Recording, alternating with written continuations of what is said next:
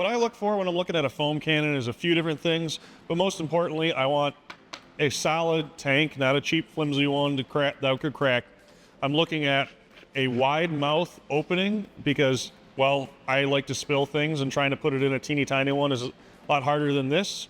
And then also I like to see decent threads here on this and the cap because, again, inevitably when you're using a foam cannon, it's gonna get dropped, it's gonna get thrown around. These crack and snap, especially with those small ones, you got a little bit more area to grab.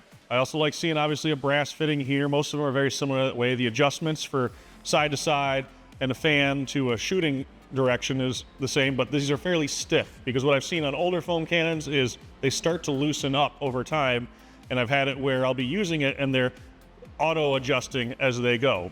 So this is the Magna Shine foam cannon, and it checks all the boxes for me, and it's at a decent price too. It's worthwhile looking at.